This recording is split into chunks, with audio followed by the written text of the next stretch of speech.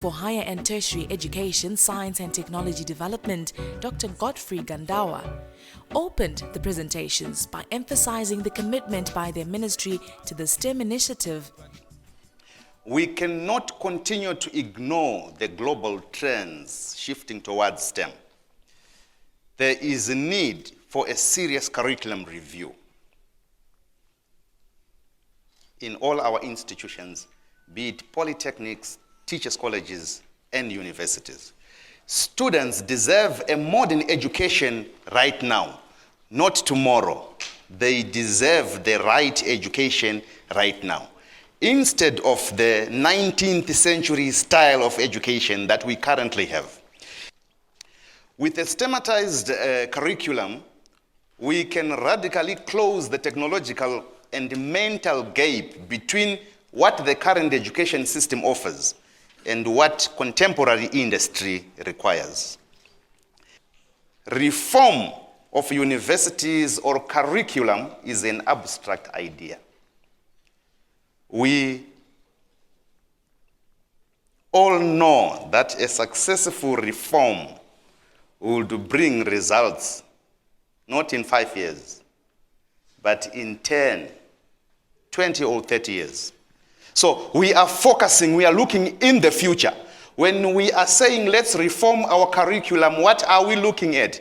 We are not saying let's change the curriculum for the next 2 years, which means we have to be futuristic when we are designing our programs.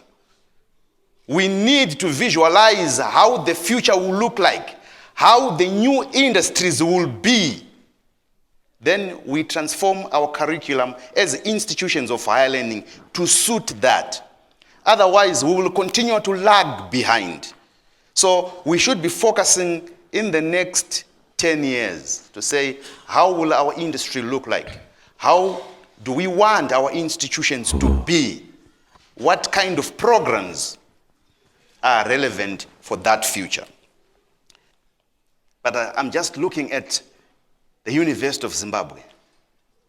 I'm looking at the Harare Institute of Technology. I'm looking at Delta. I'm looking at Econet. I'm looking at NOIC. I'm looking at Chinhoyi University of Technology. And I'm saying, where will my institution be in 2031? Then a question would arise. What are the aspirations of this country? What are the aspirations of Zimbabwe? When we are defining how our organizations are operating, when we are defining how our institutions of higher learning are teaching, are we looking at the aspirations of Zimbabwe? What are these? We need to define what are the aspirations of this country. Then we map how our institutions operate today towards that aspiration.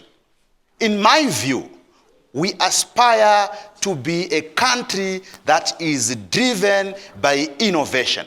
Our economy must be driven by innovation because we are driving into the knowledge and digital economy.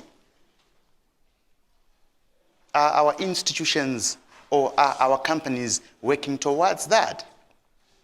Universities have the intellectual capacity, but they need to refocus.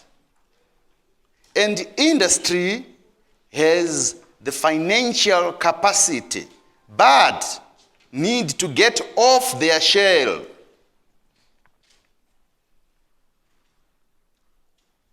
Participation of both the academia and industry in the transformation of the economy is crucial, and it gives the impetus to a far greater next step. The government alone cannot define and achieve the economic transformation of this country. ZimDev CEO, Mr. Frederick Mandizidza, went on